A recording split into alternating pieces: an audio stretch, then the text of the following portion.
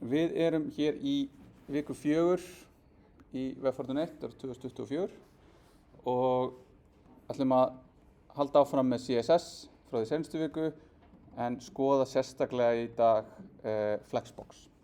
Við ætlum að gera það bara í samhengi við verkefni 4 en við ætlum líka að fara aðeins yfir það sem í verkefni 3 sem að skilast núna á fimmtudaginn og hvernig við getum unnið með það. En áður en ég byrjaði þá sendi ég út aðra könnu núna eftir að verkefni 2 kláraðist og það svona flestum ykkar gengur bara vel, einhver ykkar eru svona við miðjuna og það voru svona kannski aðeins fleiri hér sem að gekk ekki eins vel með verkefni 2 og með verkefni 1. Verkefni 1 var náttúrulega mjög einfalt verkefni þannig séð og við berum saman aðeins, þá svona erum við aðeins að slumpast nær miðju. En aftur, þetta ykkar leið til þess að senda í gegnum þetta bara hvað sem ykkur dettur í hug í þessu svari hér. Það ekkert eitthvað, þið þurfum ekkert að ritskoða ykkur eða neitt, ekki halda neitt sér gefins. Það nokkur eitthvað sem segja svona, já ég held að þetta hefði kannski átt að vera svona, það hefði verið betra. Þið getið líka senda fyrr í gegnum þetta. Ég að fylgjast með þessu og þetta bara hvað sem ykkur dettur í hug sem mætti betur fara. Algjörlega nafnlaust og ekkert sem þið þurfum að hafa áhyggjur af að sé eitthvað vitlaust að setja inn.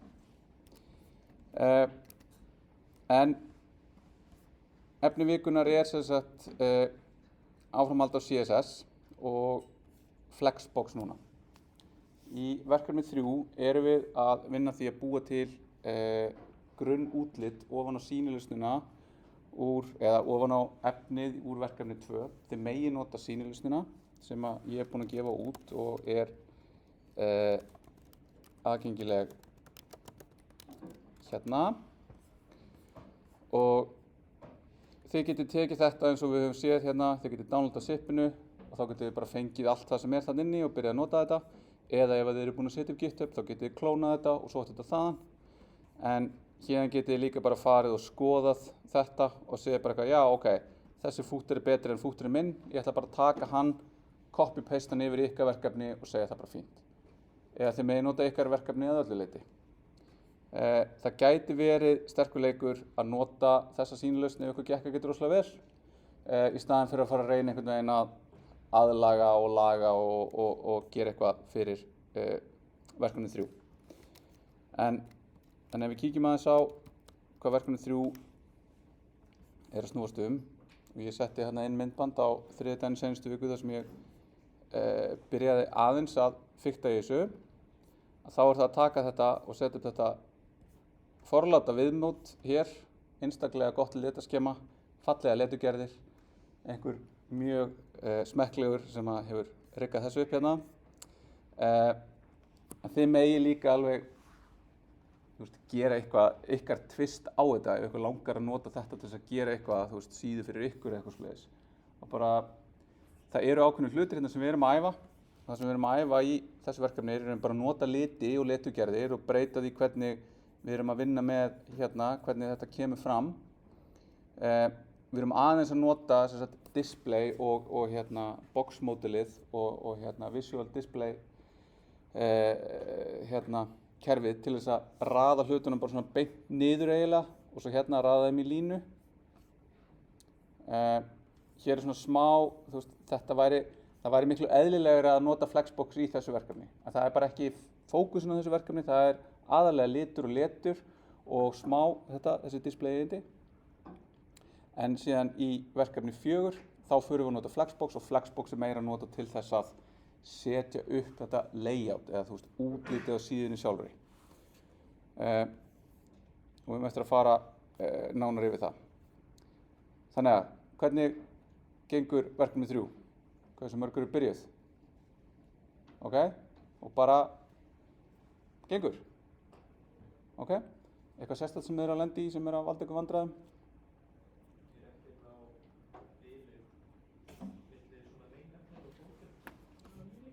Já, þetta bil. Þetta bil ekki lendi. Já.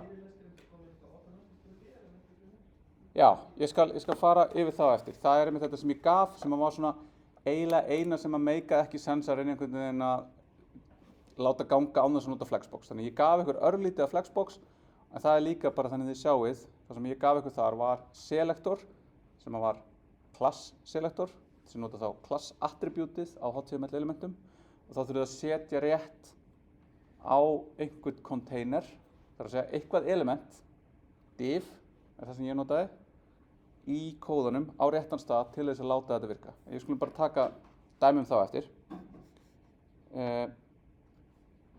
Eitthvað annað með leturgerðirnar. Náðu að finna þær og downloada þeim og stilla þeim upp. Jú, þetta bara eftir að skoða þetta almennilega, en varstu búin að lista hvað við getum fengið við leturgerðirnar? Já, allar leturgerðirnar eru aðgengilegar inn á Google Fonts. Google Fonts? Google Fonts, það er vísað í þar og heitið þeirra er gefið hérna í lýsingunni. En við megum ekki vitna í þetta sjálfur, við þurfum að fara í veitna. Já, þannig að þið ætlið að sækja þær. Má sjá. Hérna. Það vantar endar link á Google Fonts, en það er bara fonts.google.com. Þá fáum við hérna upp og þá sjáum við hérna fullt af einhverjum leturgerðum. Hann heitir Matemasi. Þá getum við leitað hérna, fundið hann, einstaklega skemmtilegur og gert hérna get font, download og þá bara sækjum við hann og þá er vísað í það í hérna, eða þú veist það er í námsefninu hvernig þið síðan vísið í þessa leturgerð. Þið fáið þess að TTF skrá sem er True Type Font sem að þið þurfa að tengja við CSS-ið til þess að láta það virka. Þið getur líka flettið upp á MDN, MDN Web Font. Þá getum við farið hérna. Þá er þetta hérna. Leiðin til þess að skilgreina leturgerðið, þá getum við farið hérna og skoða font face og þá getum við séð syntaxin fyrir þetta og hérna skiptum yfir í þetta og hvað er þetta skilgreina hérna og lesum þetta nánar og fá fleiri dæmi hérna. Hin leiðin er í raun að vísa í þetta beint frá Google, þannig að þá getum við gert hérna get embed code, en við ætlum ekki að gera það út af því að þegar við vísum í þetta með þessu hérna, þá erum við að tengja vefinn okkar við Google og samkvæmt hérna GDPR eða löggjöf frá Evrópusambandinu persónuvernd, þá megum við og ættum ekki að gera þetta því að þetta er ennþá á gráu svæði og er eiginlega orðið á bara svart svæði að þetta er í raun brot á GDPR að vísa svona. Þannig að við ætlum bara strax að byrja að temja okkur það, við bara sækjum þetta og notum þetta þar. Þá erum við bara alveg in the clear. Þegar þið óvart myndu setja þetta upp hjá einhverjum, þá eru þið óvart búin að gera þetta, en partur af því að vera forritari er að kynna sér lagalegt og siðferðislegt og allt svona umhverfi sem við að vinna í og fara eftir þessu að því að við erum mjög fagleg. Þannig að þetta er leturgerðin. Eitthvað annað sem að þið hafi verið að lenda í vandræði með?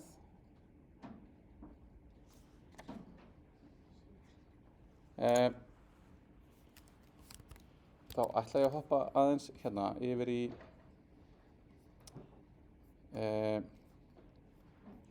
það sem að við vorum bara að vinna í verkefni, eða ég var að vinna í verkefni 3 í seinustu viku og hérna er það sem að ég endaði með litina komna rétta og þetta var svona frekar hérna eitthvað svona brotið að einhverju leyti en samt eitthvað að gerast, þannig að ef ég núna gerir svona þannig að ég geti séð hvað ég er að gera. Þá varðandi þetta með bakgrunnin hérna og fá fótinn alveg neðst eins og hann er hérna núna. Hann er alltaf alveg neðstur ef það er pláss. Ef það er ekki pláss þá kemur þessi skrunstika hérna eða scrollbar sem að leyfir mér að fara niður. Hvað er það sem að leyfir þessu að virka eða lætur þetta virka?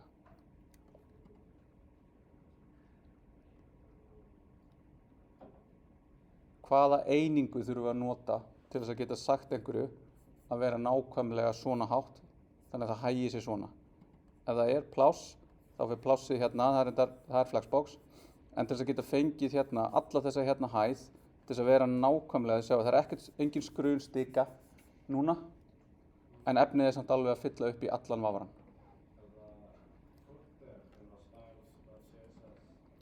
Já, við þurfum að nota style CSS af því að við þurfum í raun að skilgreina þetta með CSS. Þannig að við erum hérna með þessa tengingu úr HTML-inu okkar yfir í CSS-ið. Við erum búin að búa til þetta eru lýsigögn hana. Við erum með HTML sem er gott, merkingafræðilegt HTML og núna ætlum við að hugsa það hvernig það lítur út. Þannig að við erum að fara að ljáða útliti. Fyrsta sem við þurfum að gera er að tengja við eitthvað CSS-skjal og það er hér. Síðan erum við með alls konar einingar í CSS. Við erum bæði með, þessi property, þessi eigindi sem við erum að eiga við og við erum með svo gildi sem við gefum þeim. Stækkum við það aðeins hérna. Þannig hérna er þetta reset sem að tekur það sem að vafrinn er búin að skilgreina að öll element eiga að vera með eitthvað ákveðið margin og eitthvað ákveðið padding og fjarlægja þeim það. Þannig að ef við tökum þetta í burtu, þá fáum við meira margin og padding á hlutina. Þannig ég fyrir aðeins lengri leið að svara spurningum sem ég setti og ég ætla að spyrja annarra spurningar, þannig að við erum komið svona stakk núna, þannig að ég þarf að muna hver á fyrsta spurningin minn. Hvað er margin og hvað er padding?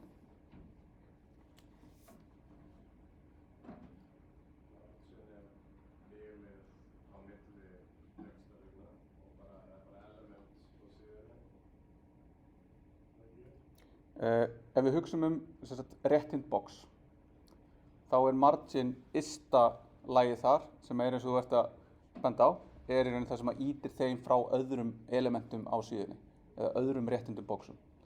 Þannig að ef við erum með hérna eitthvað hér sem heitir header og eitthvað hér sem heitir nav og við viljum láta myndast bil á milli þeirra, þá notum við margin. En hérna síðan inn í þessu boxi þá er eitthvað bil frá efni boxins út að ytri mörkum þess og þá notum við padding.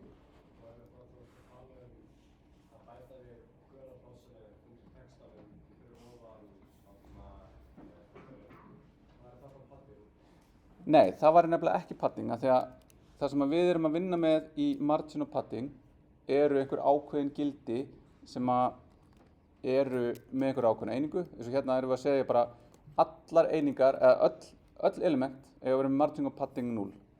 En ef við skoðum hérna, og ég fer og geri inspect og stekkum þetta svona og ég ætla að velja þetta element, þá fæ ég hérna H1 elementið og hér fæ ég til hliðar allar CSS reglurnar sem að eiga við þetta element og það er sem sagt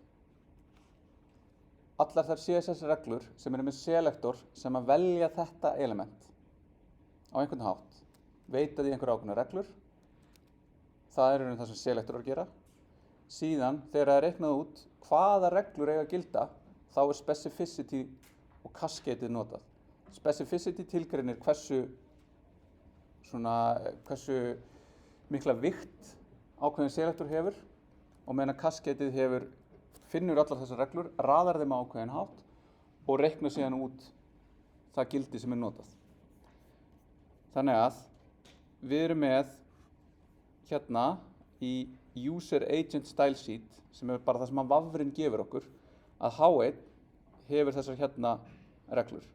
Font size 2 EM, display block, margin block start sem við ætlum að sjá að er logical property af því að þetta er í raun þegar við veitum hvað blokk og inline þýðir, þá getum við lært hvað þetta er, en þetta er sama á margin top, margin bottom, margin left, margin right, svo font weight bold og þetta er eitthvað sem að vafrinn bara gefur okkur.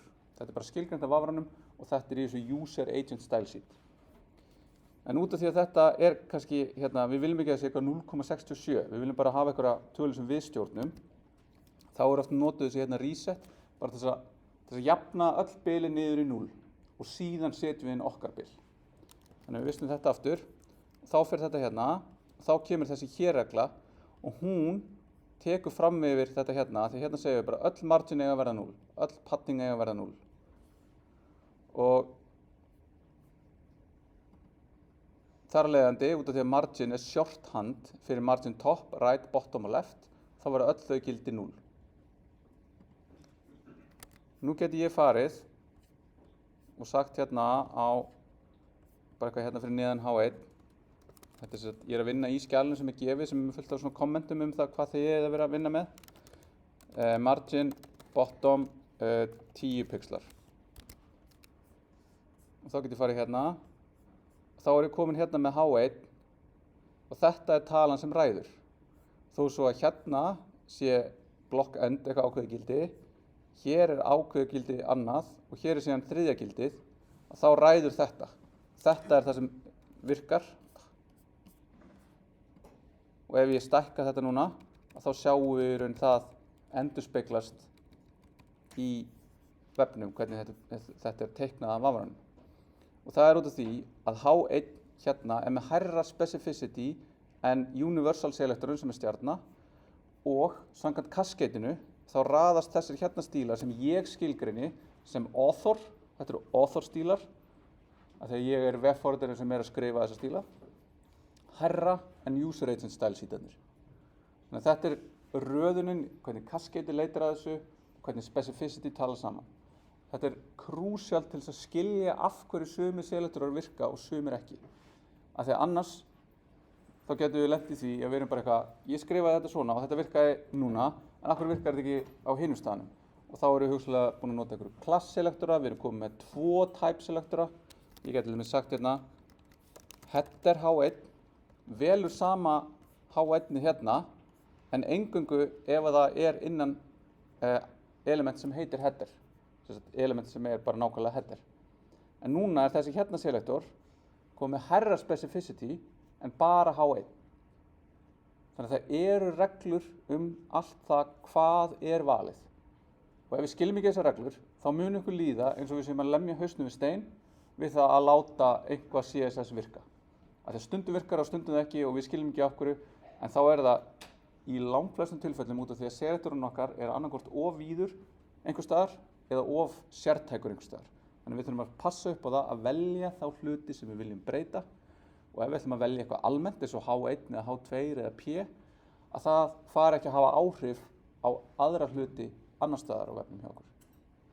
Skiljið hvað er að fara? Eru þið búin að lenda í þessu með selektora? Skrifa selektor og hann er ekki að gera það sem við vilja. Þegar þú býr til selektor, þú gefur honum eitthvað heiti eins og header 1, þú gildir sá selektor allan kóðan sem er undir H1. Já, þetta er, þegar við skrifum einhvern selektor, þá mun í raun vafrinn þegar hann er að fara að teikna síðuna, af því að það er það sem hann gerir. Við erum bara með, þetta eru bara reglur það hvernig vafrinn á að teikna, að þá mun hann leita í CSS-skjalinu okkar að öllum selektorum sem eru gildir, þar að segja þeir fylgja reglunum sem bara málfræði CSS notar, eins og við tölum hvernig málfræði HTML er ákveðin máta, og finnur alla þá selektorum sem eru gildir, tekur þá, reiknar hvað eru með specificity, raðar þeim síðan eftir reglum cascadesins og finnur út hvaða reglur eiga að gilda hvaða element, og síðan reiknar vafrinn hvaða gildi hérna hvert property á að fá. Þannig að ef ég er með header H1 hérna, sem er kannski ekki besta dæmi í þessu, notum frekar bara P. Ok? Nú erum við komið með P og við finnum hérna eitthvað P sem er til dæmis hérna, að nú er það komið með margin bottom 10 pixla. Ef ég set einhver hluta vegna vill ég hafa það 100 pixla. Nú eru öll P komið með margin bottom 100 pixla. En ef ég vill ekki að það sé hér, heldur eingöngu hér, þá þarf einhvern veginn að velja selektor sem annarkvort velur nákvæmlega bara þetta paragraf eða bæði þessi paragraf. Hvernig getum við gert það?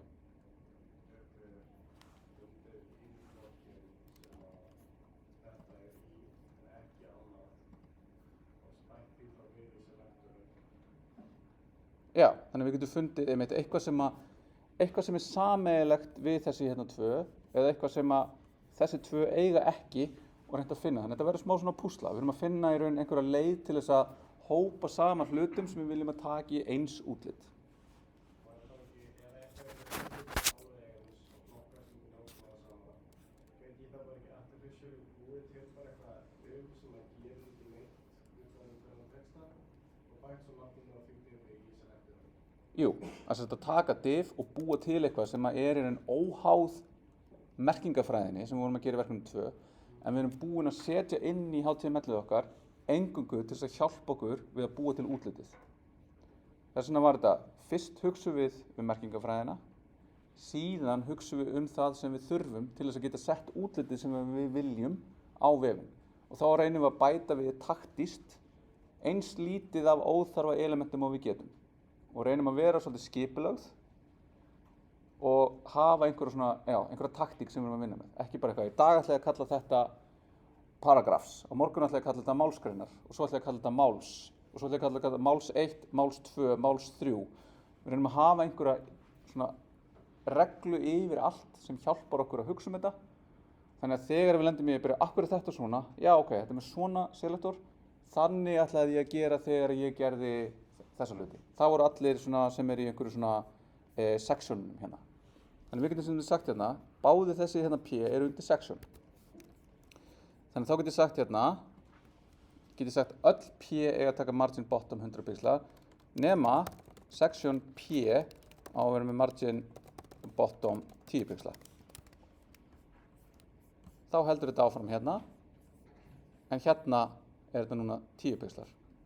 Þá get ég farið hér og þá sjáum við hérna, hér er búið að strika yfir 100 pixla út af því að þessi hérna regla er með hærra specificity í þessu hér og er þar að leiðandi tekin gild. Og þá getur ég farið hérna og áttu þetta og þá er ég bara að eiga við þessa gaura sem eru fyrir neðan myndina.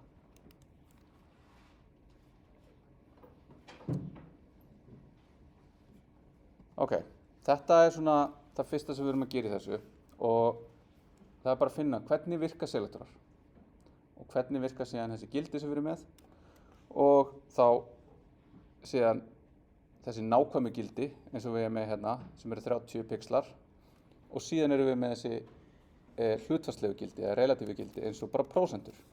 Og þá getur ég samt hérna að þetta eru 10% en af hverju? 10% af því plássi sem að foreldri gefur. Það er yfirleitt erfitt að hugsa um þetta í lóðréttu samhengi, en ef við hugsa um þetta til dæmis í láréttu samhengi, þá getum við hugsað að þetta er í raun að fá meira og meira pláss hérna, þannig til að það fer upp í og í raun textin er það mikill að við sjáum ekki, en við getum bætt við border svona og þá sjáum við hvernig þetta fer upp í 100% núna og er í raun að detta hérna niður í eitthvað mjög lítið. Þá sjáum við líka hérna, nú er þetta orðið 0% width. P-ið á að taka bara 0, þá bara ekki að eiga neina breidd. En CSS er hannað þannig að það veit aldrei fela efni. Þannig að P-ið sem er á að vera með 0% breidd, eða bara enga breidd, bara ekki að vera til, er samt með texta. Og textin birtist út af því að, þú veist, líklegast á textin að birtast og vefurinn hann flæðir, þetta er ekki A4 blað sem við erum að setja eitthvað á og er alltaf jafn stór. Þannig að sjálfgefna hegðunin í CSS er alltaf að birta efni, þó svo að það þýðir að það fari yfir og hugsanlega óilappi eitthvað annað efni. Það er til mér svona mjög frægur CSS djókur sem er CSS is awesome og awesome fer út fyrir boxið, en það er í raun, að sanna það að CSS er awesome út af því að ef það fær ekki út fyrir og við myndum skera af því, þá værum við að fela efni og það er yfirleitt ekki eitthvað sem við viljum. Þá höfum við sem höfundar CSS gert mistök. En CSS gefur okkur samt verkfærin til þess að gera þetta og ég get notað overflow hidden út af því að overflow er property sem segir eiga á efnið að flæða yfir mörk þessa elements. það hefur sjálfgefið gildið visible, sem því já, þá að gera það. Það er sjálfgefið, af því að þannig viljum við að CSS virki. En hidden, þá gerir það ekki. Þannig að þá fáum við eitthvað svona og það virkar hérna, en þetta er bara spurning hvað gerist þegar það er lítið pláss. Og þetta er einstaklega, þetta kemur algjörlega til spilana þegar við fyrir að vinna í svona skalanlegum vegum. Það sem við hugsa, hvernig gerum við veg sem virkar vel í stórum skjám og í litlum skjám. Með nákvæmlega sama HTML-ið, nákvæmlega sama CSS-ið, en við þurfum að hugsa í raun frá bara 200 pixla breiðu eða kannski 300 pixla breiðu upp í 2000 pixla breitt og allan skalan þarna á milli.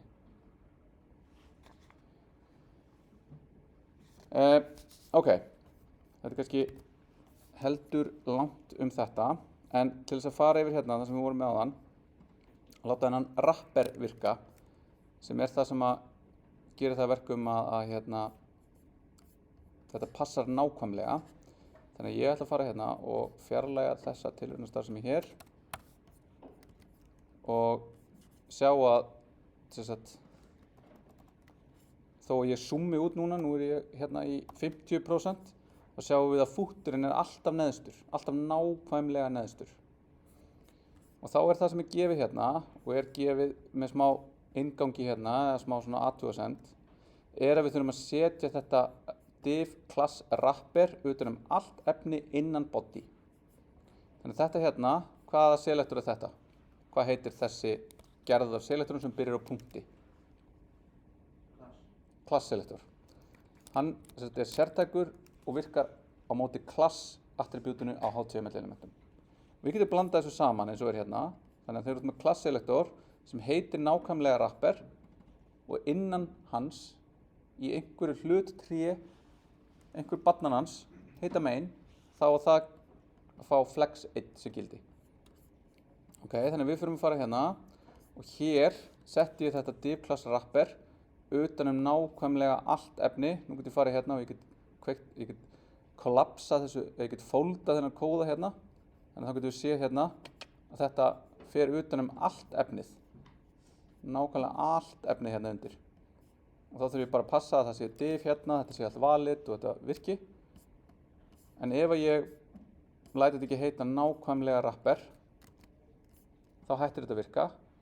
Liturinn hverfur og fúturinn, hann fer alveg hérna upp að efninu. Þannig að það er ekkert auka pláss. Allt auka plássið er neðst. Af hverju er það?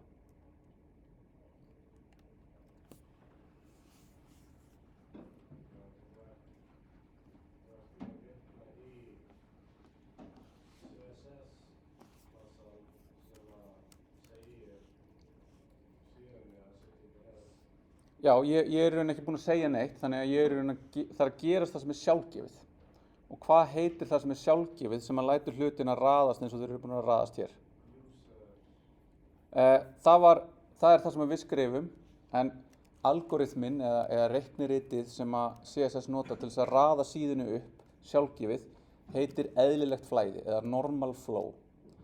Og þá eru hlutir annarkvort display block eða display inline. Display block þýðir að elementið taki eins mikla breidd og það getur og önnur display block koma þá fyrir neðan. Þannig þá getum við séð hérna header. Ég gerði ekki neitt hérna. User-agent style sheetið skilgreinir header sem display block. Þannig við förum aftur hérna. Sem þýðir að það kemur hérna header. Það tekur eins mikið pláss og það getur lárétt, sem er bara öll breiddin á vafranum. Næstu hlutu fyrir neðan, sem er eitthvað P hérna sem við erum búin að fela. Svo kemur þetta nav. Það er líka display block, sem þýðir að það tekur bara eins mikið pláss lárétt og það getur. Og svo framvegis, þannig bara teiknar vafrinn þetta bara element fyrir element niður síðuna. Síðan hérna, inni í þessu, erum við með annað. Og þá annað element sem er með miklu efni eða meira efni, það er enda líka inn í fúturnum og svo sem í öllu þessu, að þá innan þessa hérna elements, þá raðast allir hlutinni líka í eðlilegu flæði. Þannig að þetta eru bara fullt af boxum, réttindum boxum sem við erum að vinna með og innan þeirra raðast hlutirnir eftir því hvernig við skilgreinum þá eða í eðlilegu flæði. Þannig ef við lögum þetta hérna aftur, þá erum við núna búin að taka þennan hlut og breyta í hvernig hann raðast. Hann raðast ekki lengur í eðlilegu flæði. Hann raðast eftir flexbox reglunum. Og það út af því að hérna kemur display flex. Og ef ég sé hérna þá get ég fiktað í hvernig röðunin eða alignmentið, jöfnunin á efninu innan hans.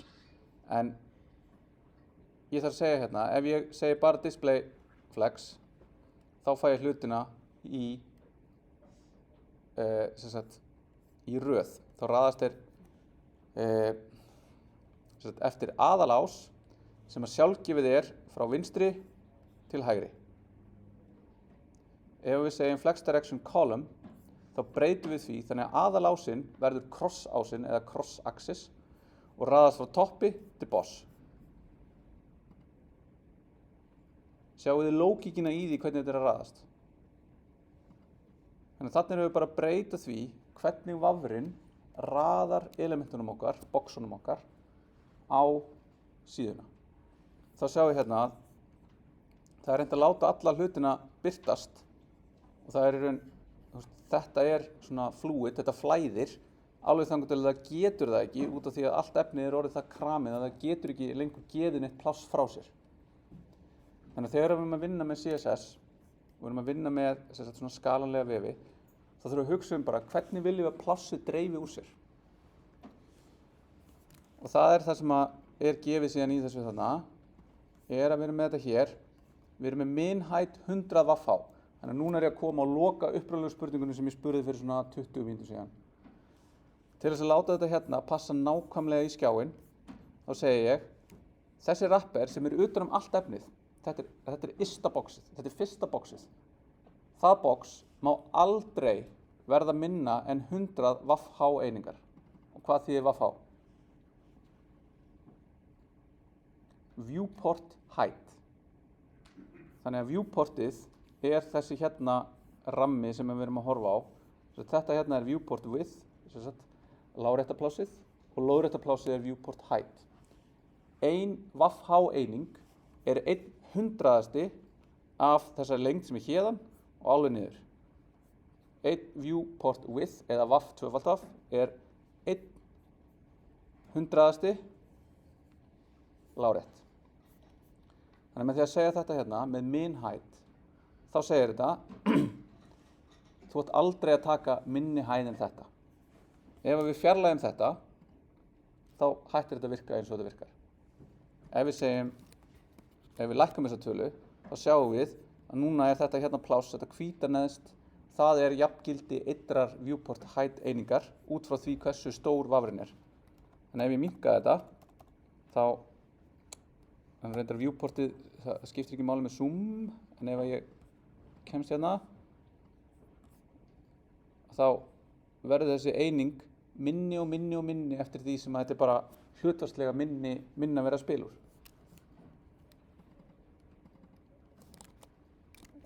Svona. Þannig að nota min height og min width og max width leið fyrir okkur til að segja, já, þú mátt bara flæða eins og þú vilt, en þú mátt aldrei vera minni en þetta eða stærri eða breiðari en þetta. Þannig að þá setjum við svona konstrengta á ystumerkin eða minnstu. Hvað munurinn á því að gera waff-h og gera prósentur? Waff-h mun alltaf horfa á viewportið, prósentur munu alltaf horfa á foreldrið sitt. Þannig að þarna erum við að hoppa út fyrir allt og segja bara eitthvað, þetta það sem ég vil.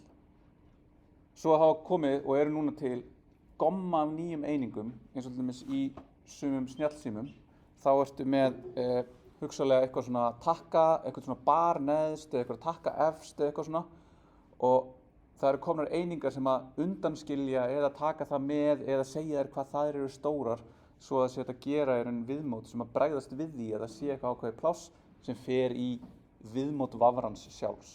Skil ekki hvað að fara. Eins og til dæmis ef við hafið farið einhvern tímann og verið með iOS og þeir færðu þarna stikuna þannig hún sé neðst en hún falin, svo skrolliði, ítið á einhvern link sem neðstur, í staðinn fyrir að íta á linkin, þá poppar upp valmyndin til þess að breyta slóð. Það lenti í þessu. reyna að taka eftir þessu þegar það er að skrolla. Það er í raun út af því að vafrinn er búinn að búa til svona svæði þarna neðst sem er í raun svona hit zone, þannig að ef þú smellir þar þá birtist þetta er ekki sýnilegt. En Apple sem gerir Safari bjó til og sendi í gegnum alla staðlarprósessin leið til þess að fá að vita hvað þetta er hátt.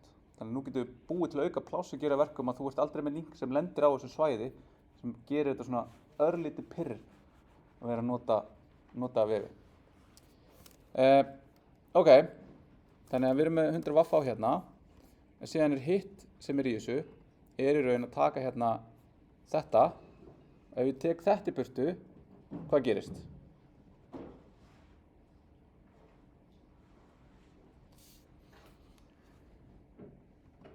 Þá hoppar þetta upp eins og þetta var áður, út af því að með Flexbox þá getum við ekki bara stýrt því í hvernig röð elementinu okkar raðast, heldur getum við líka sagt fyrir hvert Flex item sem er innan Flex containers sagt viðkomandi hversu mikið efni eða mikið pláss fyrir geði átt þú að taka. En við segjum hérna að main á að taka allt auka pláss. Og út af því að það er bara eitt Flex child hérna, Flex item fyrir geði af þessum hérna, þetta er öll Flex itemin af því að þau eru beint undir Flex containernum. Þetta er eina sem maður vill taka til sín meira pláss. Þannig að það fær allt auka pláss og það dreifist hér. Og þess vegna, núna komum við alveg aftur og þess vegna virkar þetta að þetta komið þarna allt auka plássið fari í meginmálið en ekki í neitt annað. Ef ég set hérna Flex 1, þá eru núna 2 börn sem eru að bítast plássið sem er eftir. Og þá kemur til reikniritt sem segir bara fyrir öll Flex item sem eru með skilgreint Flex, þá leggjum við saman töluna og deilum plássinu í réttu hlutfalli við hvað það er. Þannig ef að þetta hérna biður meira pláss, þá fær það meira pláss hlutfallslega á kostnað hins itemsins, batsins, sem er líka biðja auka pláss. Sama hér. Þannig að þetta er allt spurning hvernig dreifum við auka plássi. Þannig að þetta var aðeins CSS, aðeins inngangurinn í Flexbox. Það eru uppteknir fyrirlestrar alla þessa hluti í meira detail, bara hvernig kasketi virkar, hvernig specificity virkar og hvernig þetta er allt saman reiknað.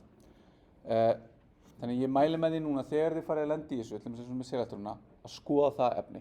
Þannig aftur þetta er svona, þurfið ekki að skoða allt fyrirfram, en að skoða það allavega þegar þið lendið í ykkur. Og þó það sé ekki nema bara að vita hérna MDN selektor og þá finnið þið eitthvað sem er, eða þið getið spurt við ykkar ChatGPT hvernig er hægt að nota selektora og hvað er einhver ráð. Eitthvað annað tengt þessu, ánum við tökum smá pásu. Ok, þá ætla ég reyndar, fyrst ég var að muna hérna eftir vinu okkar ChatGPT. Maður sjá, gerum svona og förum hérna í verkefni 2 af því að nú eru dæmiteyfukennararnir farnir að fara yfir það og voru að benda mér á einhverja hluti sem að peistum þessu bara beint inn. Hvað kemur? Já, ég voru að please advise with table part. Ok, við fáum eitthvað hérna og einhver ykkar fór í gegnum þetta sem er bara fínt. Þetta er fínt tól til þess að vinna þetta. Svo kemur eitthvað hérna og þá kemur einhver svona texti. Og það eru dæmi sem það að einhver hafi bara tekið þetta svona, kopið þetta, pistað þetta, sagt það gott. Það var ekki það sem verkefnið snerist Sama hérna kemur allir katan og ticket to ride. Hvorugt sem er í CSV skjalinu sem þið áttu að vinna úr. Þannig að þetta er eins og ég talaði hérna fyrir tveimur fyrirlestum síðan. Þetta er tól sem við getum vissulega notað til þess að hjálpa okkur við þetta, en við getum ekki notað það í blindni. Við verðum að fara yfir það sem kemur og passa upp á að við skiljum og eða að það sé verið að uppfylla það sem við viljum gera. Þannig að ef þið gerðu þetta hérna og peistuð þetta hérna, þýddu hugsanlega eða báðu þau að setja þetta á íslensku eða eitthvað svoleiðis, þá munið þið ekki fá fullt fyrir það. Út af því að þið eruð ekki að uppfylla það sem er beðið í verkefninu. Þannig að, ég segja bara aftur, þið skjótu ykkur í fótinn ef þið ætla að fara í gegnum svona, bæði þetta námskeið og önnur námskeið og bara taka verkefnalýsingar, henda þeim inn í eitthvað svona, þetta lítur rétt út, þetta lítur rétt út, þetta er örugglega fínt, skila því og klára þetta ókrítiserað af ykkur og án þess að bera það saman við námsefnið, en þið náðu að skila verkefninu á klukkutíma. Ég skil alveg að maður lendi í því og maður ykkur í vesinni og maður, þetta lítur allt saman rétt út, en þetta er ekki alltaf rétt. Þið verðið að nota smá krítíska hugsun og læra á þetta, af því að þetta verður bara betra tól ef þið skiljið bæði það sem kemur út úr þessu og þá vankanta sem eru á því að nota þetta og það sem getur verið bara vitlaust. Eins og til dæmis hérna, hér er eitt svona sem er kannski ekki krúsjál en er samt sem áður ekki gott. Sjáu þið það hérna í HTML struktúrnum sem er stungið upp á hér.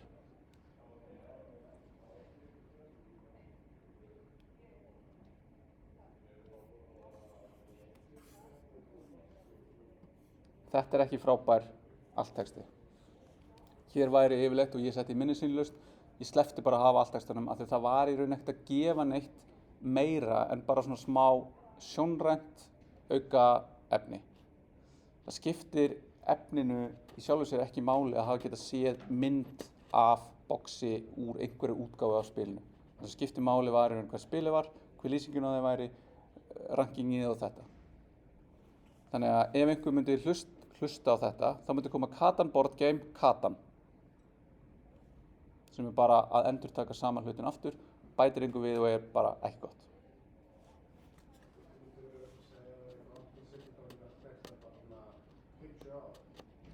Já, ef að þú myndir loka augunum, þú værir að hlusta á þetta og þú myndir hlusta á þetta lesið í röð og það myndir bæta ykkur við, þá væri það gott.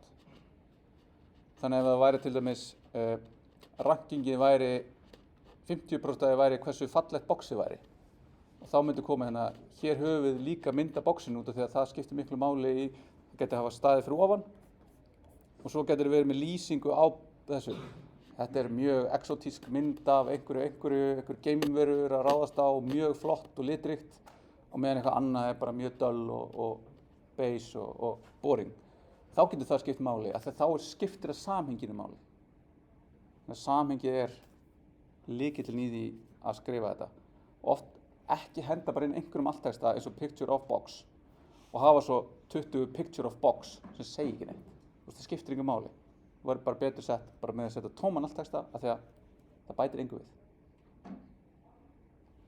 Alright. Tökum pásu til 10 mínútur í.